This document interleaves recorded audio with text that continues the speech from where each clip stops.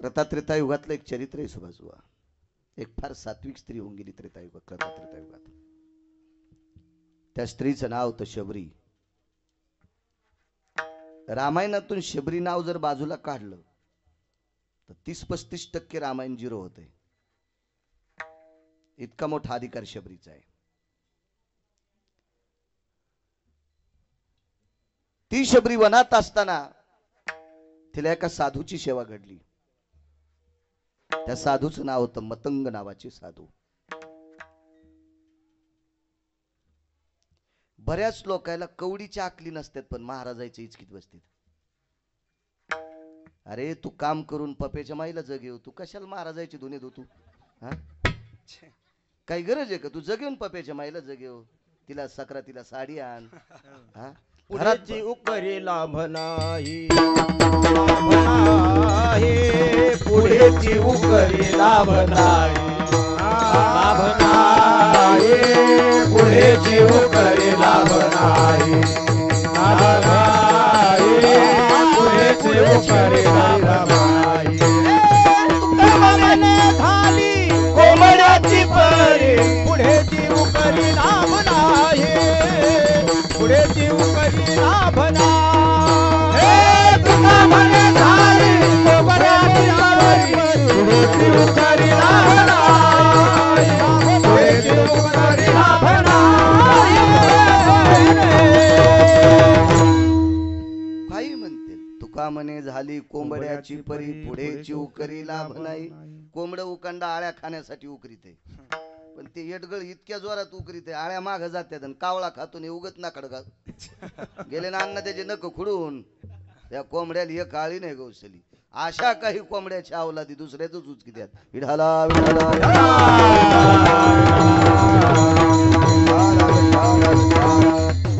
पैठणच्या मालकांचा एक पुरावा आहे, आपल्याला जो आवडत नाही त्याच्या गावाला जाऊ नका, त्याचं नाव घेऊ नका, पण त्याची निंदा केली की पूर्वज नरकाला जाते.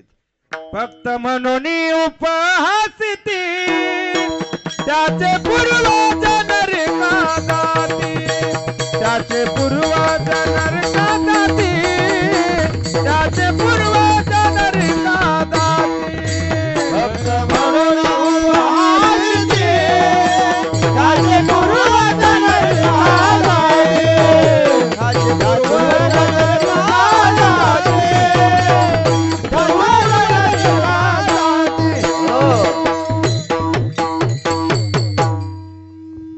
परमार्थातल्या अधिकारी लोकांनी इतकंच सांगावं, पक्वाद्यानं तंबाखू खाऊ नये, कीर्तनातल्या भजनाने तंबाखू खाऊ नये, कीर्तनकारांनी भागवतकारांनी रामायणकारानं तंबाखू खाऊ नये, धाब्यावर जाऊ नये, असे उपदेश कोणालाही करता येतील. एखाद्या वेळेस त्याच्या विकृतीचं वर्णन करणं हे पाप लागत असतं. काय गरज आहे आपल्याला त्याच्याशी?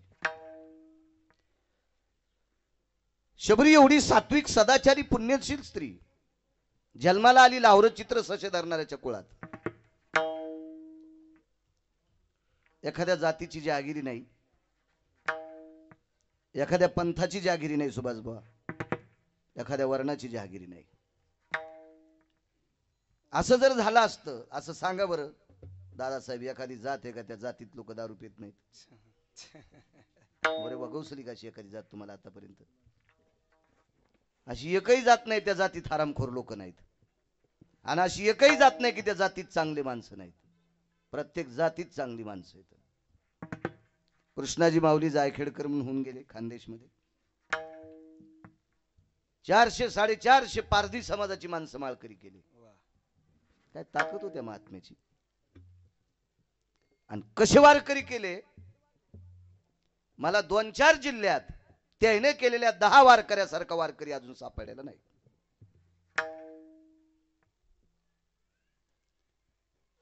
आपल्याला कालच्या कार्तिकी वारीला भेटले होते पारधी समाजाचे 5 पोरं. त्याच्या पायाचं कातडं खोड्याच्या नंतर भाकरी खोड्यावर कसे तुकडे निघत आहेत, असे पायाचे तुकडे निघू लागले खालचे खराब झालेले कातड्याचे. म्हणजे 450 किलोमीटर पंढरपूरला चलत यायचं, 450 किलोमीटर पुन्हा वापस जायचं. महिन्यात 16 दिवस देवाला आणि 14 दिवस संसाराला. लग्न झालेली पोरं आहेत, जातीनं पारधी समाजाची पोरं आहेत. पारदीप शिकार करणारीची पोरं. पण कृष्णाजी माऊली जावखेडकरांची कृपा झाली. आज 10 वर्ष झालं, 16 दिवस महिन्यातले देवाला आणि 14 दिवस संसाराला नाहीत करू शकत आम्ही. आपण करू शकत नाही, मी पण नाही करू शकत. मी गाडीनं सुद्धा करू शकत नाही. किती मोठी लोक आहेत. मग कोणी घडवली लोकांना? कृष्णाजी माऊलींची कृपा झाली. एवढी साधूची कृपा असते. जातीचा काय संबंध राहायचा? जात पोरापोरीची लग्न करण्यापुरती असावी.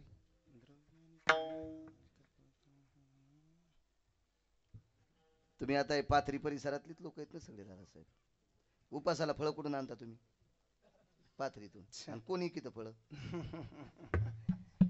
अण्णा कोणी किती? चाऊसमिया, अख्तरभाई ह्याची किती आहेत ना. मग एकादशीच्या दिवशी एखाद्या केळात अख्तरभाई निघला का?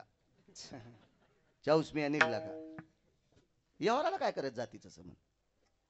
परमार्थाला जातीचा संबंध नाही. विठ्ठलाची ती तो धान्य, विठ्ठलाची ती तो धान्य, विठ्ठलाची ती तो धान्य, विठ्ठलाची ती तो धान्य. तुका म्हणे भलते याती, तुका म्हणे भलते याती, तुका म्हणे भलते याती, तुका म्हणे भलते याती. विठ्ठलाची ती तो धान्य, विठ्ठलाची ती तो धान्य, विठ्ठलाची ती तो धान्य, विठ्ठलाची ती तो धान्य. ज्याचे मुखी नाम तोची धन्य, तोची धन्य, ज्याचे मुखी नाम तोची, ज्याचे मुखी नाम तोची धन्य, ज्याचे मुखी नाम तोची धन्य. तुका म्हणे नाही जाती सरे काम, ज्याचे मुखी नाम तोची धन्य, ज्याचे मुखी नाम तोची धन्य. तुका म्हणे नव्हे जाती सरे, ज्याचे मुखी नाम तोची धन्य, ज्याचे मुखी नाम तोची धन्य. सुभाषबुवा दिले खेटूंचं सोन आहे आमच्या खेटूंचं शिवा शेजारचं ओरिजिनल रत्न आहे. त्याच्यामुळे तर म्हणलं आज मजा आहे. वा. क्या बात आहे. वा. खूप छान. चला मास्तर बी कीर्तन करणार आहेत काला गुरुजी लोक बी. तसं त्यांचा पारमार्थिक घराणा आहे गिरी सरांचा. वा वा. एक पुरावा अजून आहे. वेश्येला सुद्धा परमार्थ करता येतो. ब्राह्मण क्षत्रिय वैश्य शूद्र चांडाळाही अधिकार, बाळे नारी नर अधिक करोनी वेशाही. शूद्र चांडाळाही अधिकार, चांडाळाही अधिकार, अधिक करोनी वेशाही. ब्राह्मण क्षत्रिय वैश्य ह्या असू द्या बाजूला, काय नाही, हे आपण सगळे त्याच्यातलीच बचबच करायला होत ना. पण अधिक करून वेश्या, वेश्याला सुद्धा परमार्थ करण्याचा अधिकार आहे. किती पवित्र वेश्या होती एक. वेश्या ज्याच्या नामे तारिली गणिका, वेश्या ज्याच्या नामे तारिली गणिका, आजा मेळा सारिका पापराशी, पापराशी, आजा मेळा सारिका पापराशी. वेश्याच्या नामे तारिली गणिका, वेश्याच्या नामे तारिली गणिका, आजा मेळा सारिका पापराशी, पापराशी, आजा मेळा सारिका पापराशी.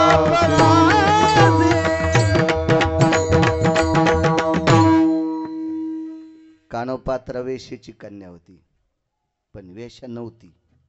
कानोपात्र कोणाची कन्या? वेश्येची कन्या. वेश्येलाच विमान नेण्यासाठी आलं एका. काशीला दर्शन करता गेली वेश्या, पण त्या वेशीनं 2 जीव पाळलेले होते, एक वानर आणि कोंबड. काय तिला आवड, माकड पाळलं आणि एक कोंबड पाळलं तिने. सोन्याचे 7-8 पोतडे भरले ती जो, ती काय खुरपायला जात नव्हती. मग करावं काय, एक पोतं टाकलं रथात गाडीत आणि काशीला गेली. आणि पुजाऱ्याला सांगितलं बापू मला दर्शन घ्यायचे. ते म्हणलं माय घ्या, काय हरकत नाही, देवाला काय संबंध आहे, तू कोणी असले. नाही म्हणले माझ्यासोबत माझे 2 सोबती बी दर्शन घेतील. कोण, कोंबड. हा म्हणले मंदिरात कोंबड नेत असते, येड्यावणीच काम झालंय, मंदिरात कसं नेता येईल कोंबड. माकड न्यायचं, ठीक आहे म्हणले, त्याला दोरी बांधून लांबून धरा, लांबून त्याला हात जोडा. नाही नाही म्हणले, हे कोंबड बी सोबत लागल. अहो हे कोंबड देवाच्या पिंडीवरच्या तिथल्या अक्षिदा खाईन, फुलं इचकीन, याला इचकायचा नाद असतो, येड्यावानी करीन ना, हे बेल इचकून टाकीन, हे करीन. नाही म्हणले, हे कोंबड बाकीच्या ढवळ्या शिपीत कपडे घातलेल्या कोंबड्यासारखं ही चित्र नाही, असं तिनं सांगितलं. चांगलं कोंबड आहे, ऐकणार होतं, आज्ञाधारी होतं. तुम्हाला एक सांगू का, बऱ्याच लोकांच्या पोरायपेक्षा त्याचे कुत्री इमानदार येतं. दरुजा सांभाळ म्हणलं तर मालक बाहेरून येऊस तर दरुजातून उठायचं नाही. आणि पोरग माय बाथरूमला गेली की कापसाचं गठुडं इकायला नेतं. आता कुत्र चांगलं दादासाहेब का पोरग. तयाचे कुत्रे परिभाले परिभले, तयाचे कुत्रे परिभाले परिभले, तयाचे कुत्रे परिभले परिभले, तयाचे कुत्रे परिभले. देशोदेशी डाका तयाचे उत्तर, तयाचे कुत्रे परिभाले, तयाचे परिभले. देशोदेशी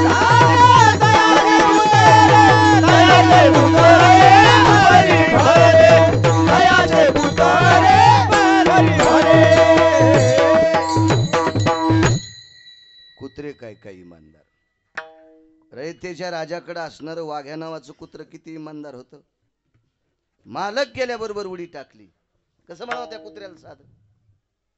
महाराणा प्रतापाकडे, धर्मनिरपेक्ष राजा महाराणा प्रताप यांच्याकडे एक चेतक नावाचा घोडा होता. कानात सांगितलं, रे आता नाही वाचू शकत, जातो का घेऊन.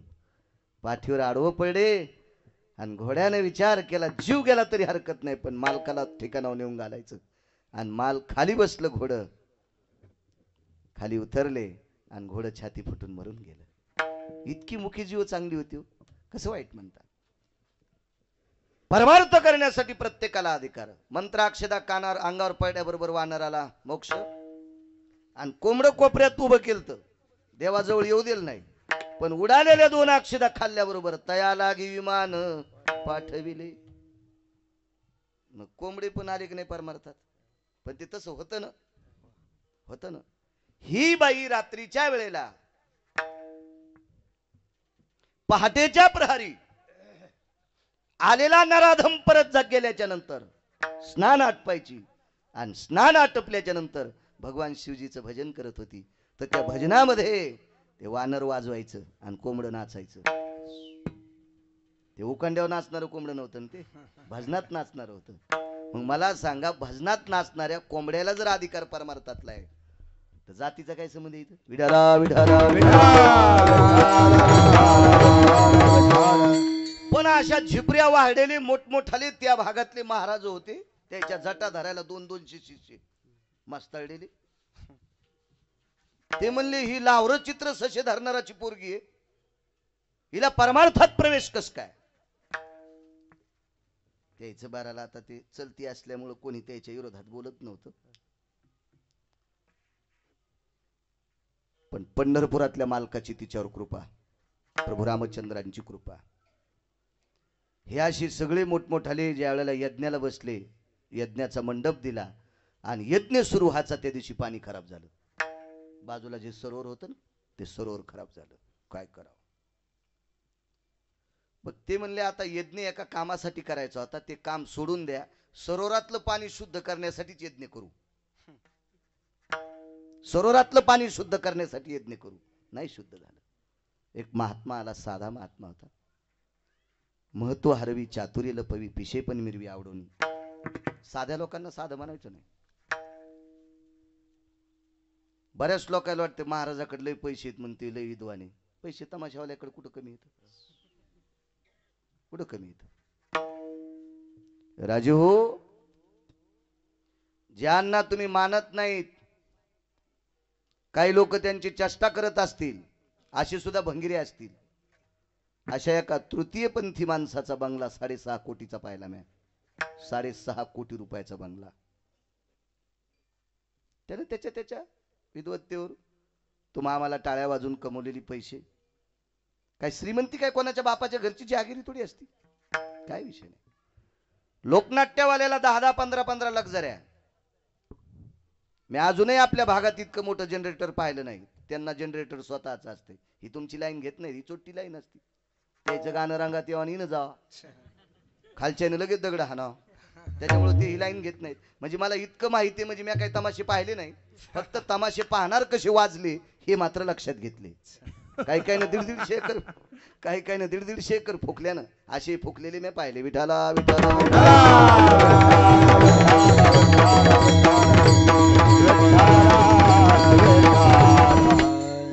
म्हणून एखाद्याला पैशाच्या चौकटीत मोजायचं, एखाद्याला गरीबाच्या चौकटीतून तिरस्कार करायचा, हे डोक्यातलं काढून टाकायचं. एक सर्वसामान्य महात्मा आले आणि त्या महात्म्यानं सांगितलं, सरोवर जर शुद्ध करायचं असेल तर शबरीला आमंत्रित करा. तर बऱ्यापैकी अशी जरा अंगात आणू लागले. ते म्हणले, अंगात आणू नका, येडेवानी करू नका. पाणी शुद्ध करायचं का? तुम्ही ह्या सरोवरात जितकं पाणी आहे तितकं तूप यज्ञात टाकलं तरी यज्ञ हे सरोवर शुद्ध होत नाही.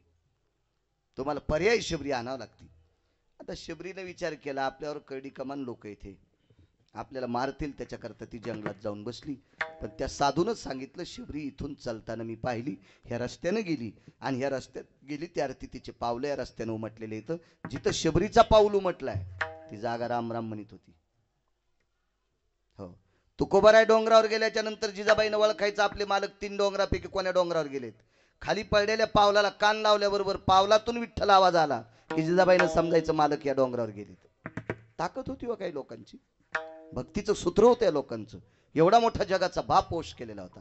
सीताई साहेबाची ताकद माहिती तुम्हाला. ज्या ठिकाणी सीताई साहेब बसले ती जागा 100 फुटापर्यंत राम राम म्हणत होती. जेत सीतेची वस्ती घडे राम राम स्मरती झाडे. पैठणच्या मालकांचा पुरावा. एवढा अधिकार होता, एवढा अधिकार. अहो, भरत जिथं बसलाय तो प्रांत नाममय झालता. भरतानं सोडलेला बाण सुद्धा राम राम म्हणत होता. काय काय वृत्ती झाली असल्या लोकांची. एका साधून 16 योजनाचा परिसर पुनीत केला. तर त्या परिसरामध्ये वाघ गाईला खात नव्हता, शिंह गाईला खात नव्हता, वाघ हरणाला खात नव्हता, लांडग शिळीला खात नव्हतं, सरप मुंगच भांडत नव्हता. मुनिश्री चवनांनी केलेली तपश्चर्या, शृंगांनी, मुनिश्री शृंगांनी जिथं भजन केलंय त्या ठिकाणावर हिंस्र पशु सुद्धा वैरी सरत होते. काय ताकद असेल या लोकांच्या भजनाची. अहो, कबीरानी भजन म्हणता म्हणता शेलाई नावा, तो शेला ज्याच्या घरी गेला त्याच्या घरी भजन म्हणत होता. ठाई ठाई सेल्यावरती दिशे राम राम ग. काय काय ताकद. किंवा कबीराचे मागी विनू लागे शेला, की त्याच्या शेल्यातून त्या धाग्या धाग्यातून राम राम निघत होतं. अशी अधिकार तत्वातली लोक होती. मग शबरीच्या पायाखालची माती सरोवरात टाकल्याबरोबर ते सरोवरातलं पाणी पूर्ण शुद्ध होतं. काय अधिकार असेल शबरीचा. शबरी किती मोठी होती सांगू तुम्हाला.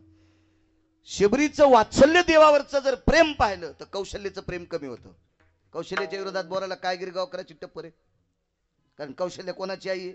7व्या अवतारातल्या पंढरपुरातल्या मालकाची आई आहे. आणि जगाच्या बापाच्या आईच्या विरोधात बोलायला आपली हिंमत असते का? पण तरी पण पुराण सांगतंय, शबरीचं जितकं रामप्रभूवर प्रेम होतं तितकं कौशल्याचं नव्हतं.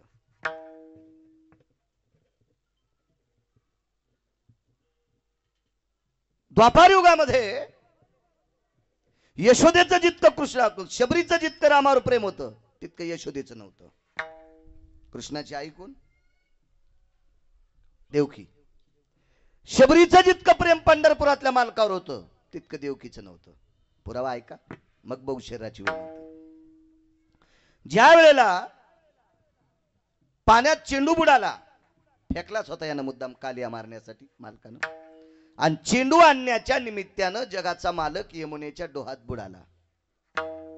डोई बुडाला ग. पुरावा. आपल्याला काय काढायचं, कीर्तन करायचं नाही, फक्त पुरावा द्यायचा. तर सगळे जमा झाले, रडू लागले. कसं वाचवावा कसं वाचवावा कसं वाचवावा. तेवढ्या अवकाशात यशोदा आई साहेबाला अपशकुन झाले आणि आवाज दिला, काहीतरी आज अघटित घडलंय. तितक्या वेळात शेतातून दूत आला, सांगितलं आई साहेब कन्हैया आपला पाण्यात बुडालेला आहे.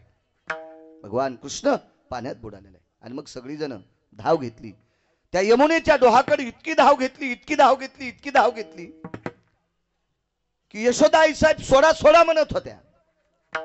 मागे सरे माया पाऊला पाऊली आपुलीत घाली जाते अंग आपुलीत घाली. मागे सरे माया पाऊला पाऊली आपुलीत घाली जाते अंग आपुलीत घाली.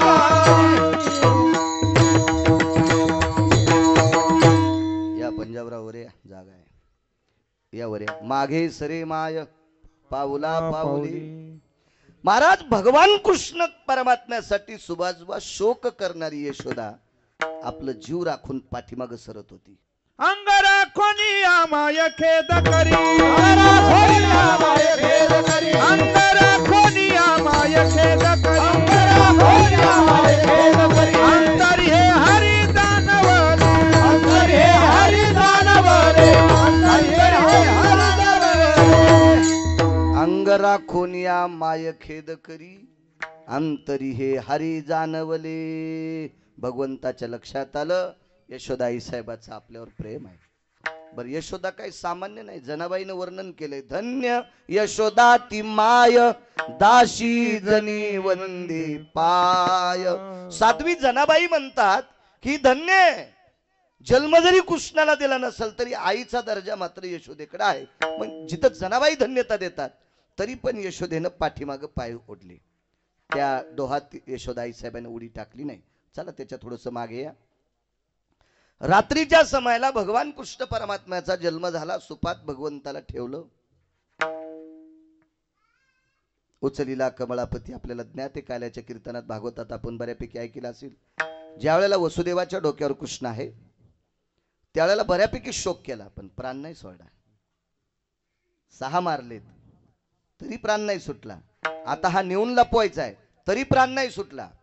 बघा आता पाठीमाग कृता त्रेतायुगात जा.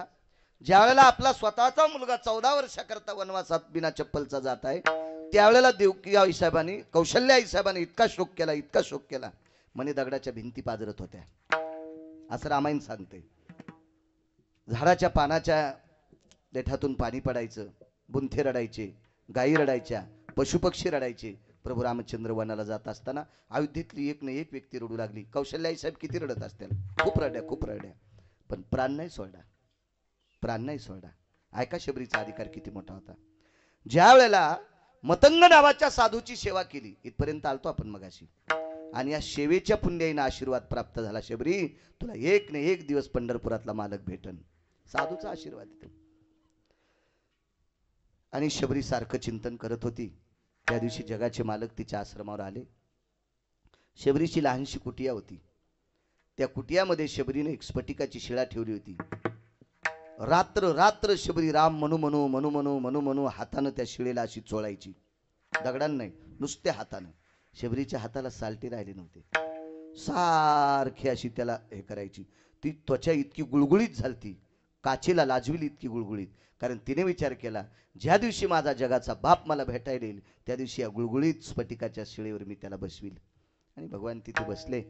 शबरीने विचार केला कोणाच्या नय योगियाच्या ध्याना किंवा नाना साधनाच्या केल्या खटापटा तरी स्वप्नात नाही. काय काही लोकांच्या चुंबळी वळल्या तरी अजून त्यांच्या स्वप्नात नाही. कोणी लोखंडाचे चेने खाल्लेत, एका पायाने उभं राहून तपश्चर्या केली, अष्टांग योग साधना केल्यात तरी पण देव स्वप्नात नाही. आणि एक सामान्य कुळात जन्माला आलेली मी, भिल्लाच्या कुळात जन्माला आलेली मी शबरी, लावरं चित्र सशीर अंडुक्र धरणाऱ्याच्या कुळातली मी शबरी. आणि माझ्या करता विटेवरच्या मालकाने जगदानंद कंद जगतपती भगवान मर्यादा पुरुषोत्तम प्रभू रामचंद्राने आपल्या करता वेळ काढून यावा. आपण त्याची पाद्यपूजा करायला पाहिजे. रोज शबरी फुलं रोजची रोज आणायची. रोजची रोज शबरी ज्या काळात जी फळं असतील ती फळं आणायची. योग असा होता. मला असं वाटते प्रभू रामचंद्र शबरीच्या आश्रमावर गेले त्यावेळेला बोरी पिकलेल्या होत्या. बोर फक्त चुकीच्या वेळेला पिकली ती कधी माहितीये का? राजा परीक्षितीला ज्या वेळेला सर्पदंश होणार होता त्यावेळेला बोर मात्र चुकीच्या काळात पिकवायला लावली तक्षक नावाच्या सर्पानं आणि ती फळं आणली. पुराणाच्या भाषेमध्ये बोराला बद्री फळ म्हणतात. शास्त्राच्या पुराणाच्या वेदाच्या भाषेत बोर नावाच्या फळाला, बोरीच्या झाडाला फळाला बद्री फळ म्हणतात. बद्री फळ त्यासाठी आपण ओळी सुद्धा वाचली माग. ये माशी बद्री फळ कैसे पिकत. ये म्हणजे रिकामी जागा सांगितली. ते महिना घरी गेल्यावर भरा तुम्ही विठाला विठाला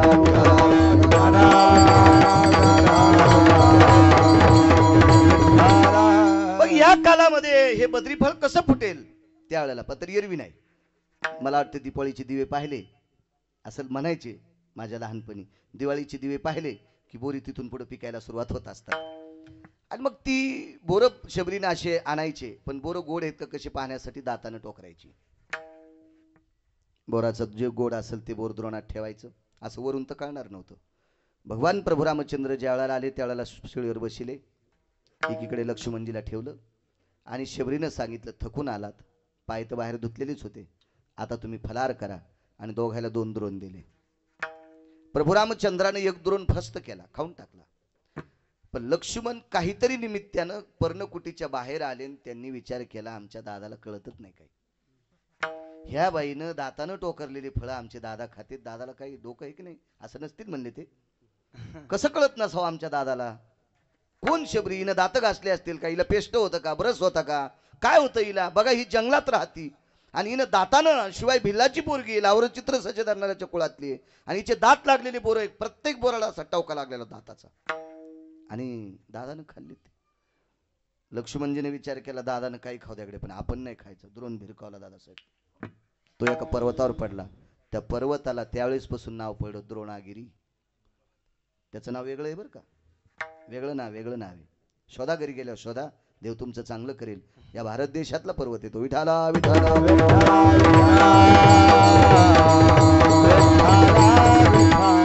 द्रोणागिरी नाव पडलं. महाराज द्रोण फेकलेला आतल्याला कळाला. हातला कोण? पंढरपुरातला मालक. आणि त्याच वेळेला अंतःकरणातून एक शब्द टाकला, लखन माझ्या निष्ठावंत भक्ताच्या प्रसादाचा अपमान केलास. हिनं फेकलेली बोरच एके दिवशी तुला मरणात वाचवतील. शबरीनं फेकून दिला जर द्रोण होता का. या बोराच्या आठवड्यापासून 4 वनस्पती जन्माला आल्या आणि लक्ष्मणाला शक्ती लागल्या त्याच वनस्पती बिळात टाकल्या आणि तिथून लक्ष्मण वाचले. काय ताकद असती. भक्ताचा अपमान शेषानं केलेला सुद्धा सहन झाला नाही तर तुम्ही आम्ही कशाला येडेवाणी करायचं. विठाला विठाला.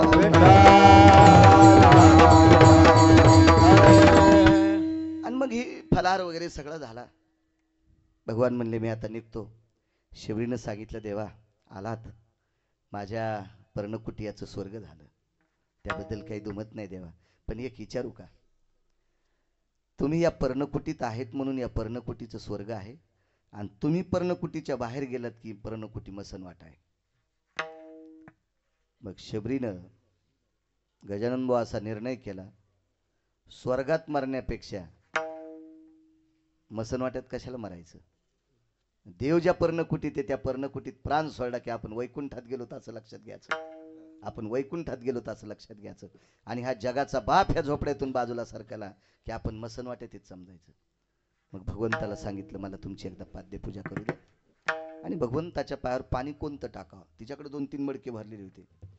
एका मडक्यात हात घातला पाणी थंड होतं, दुसऱ्यात घातलं ते पुन्हा जास्त थंड होतं, तिसऱ्यात घातला ते रात्रीचं शिळं पाणी होतं, जास्त थंड होतं. आणि तिने विचार केला भगवान चलत आलेत आणि चालून आलेला माणूस थकलेला असतोय. तुम्ही अजून बी लक्षात घ्या, ज्याच्या जीवनात बायको सात्विक आहे का तो शेतातून आला की हिवाळ्यात गरम पाणी करून देते. वाक्य नीट ऐका. ज्याच्या जीवनात बायको सात्विक भेटली का नवऱ्यानं इळभर उसात काम करू द्या कुठं करू द्या थकून जातं का नाही ते, पण गरम पाण्याने हातपाय धुतले की शिनाडा जातोय. पण हे गरम पाणी करून देण्यासाठी बायको धोरणात लागन ना. धोरणाच्या बाजूचे तिचे दुर्णाचे टाचे तुटले होती कशाची विचार करते. त्याच्यासाठी बायको धोरणात असावा. आणि ज्याच्या जीवनात बायको धोरणात आहे का त्यानं समजायचं मी स्वर्गात आहे. ज्याच्या जीवनात बायको धोरणात नाही का त्याचा बांगला असला तरी म्हणायचं मी मसनवाट्यात आहे. कर्कशे संगती दुःख उदंड फजिती. मी नेहमी सांगत असतो, पाडून देणाऱ्या घोडीवर बसण्यापेक्षा पायी पायी गेलेलं बरं. पाडून देणाऱ्या घोडीवर बसल्यापेक्षा पायी पायी रानात गेलेलं बरं. शिडी करणाऱ्या घोडीवर बसल्यापेक्षा पायी पायी. शिडी करणार घोडी कळती का तुम्हाला? तुम्हाला कळत नाही हो म्हण नका. मालक बसल्याच्या नंतर पुढचे पाय उचली ती आणि मालकाला पाठाडाव पाडून देती आणि ती बी त्याच्या अंगावर पाठ ढोपर टाकी ती हिला शिडी करणार घोडी म्हणते. मग अशा घोडीवर बसण्यापेक्षा रानात पायी पायी गेलेलं बरं. आणि वेळेला सोय न करणाऱ्या बायकोपेक्षा अंगाला काव लावून रामदेव बाबाच्या आश्रमात गेलेलं बरं. म्हणून जुन्या लोकांनी बापसाहेब मालकाचं कीर्तन ऐकलं असेल. जुने लोक असतील इथं कोणी जुनाट त्यांच्या पॅन्टीवाल्यांना काय येडवाणी करू जुन्या लोकांनी, कारण मलाच नाही ऐकायला भेटलं तर यायनं कशाला येडवाणी करायचं. तर बापसाहेब मालक म्हणायचे आयंदळ घोडीशी पायंदळ भला ना अवकुशळ बाय कुशरान का भला. मी नव्हतो म्हणे बापसाहेब मालक म्हणायचे. मी नाही. संसारात जर पत्नी धोरणात असेल तर छान समजायचं अहो काम तर कोणालाही करावं लागेल. काम कोणाला करावं लागते, कोणालाही करावं लागते. मंत्रीपद भोगणाऱ्याला 2-2 महिने भाकरी भेटत नाही, त्याच्या पॅन्टी ढिल्या होत्या प्रचाराच्या काळात. इतकं सुख थोडं जावे त्याच्या वंशात तेव्हा कळे. ज्याच्या जाग्यावर जो तो बेजारच असतो. माणसं म्हणते त्याचं लय भलं, जाऊन पाय ना काय नसतं भलं. जो तो प्रत्येक आपोआपल्या जाग्यावर ज्याच्या परीने तो बेजार असतो, त्याबद्दल काहीच नाही. जया अंगी मोठे पण दया यात ना कठीण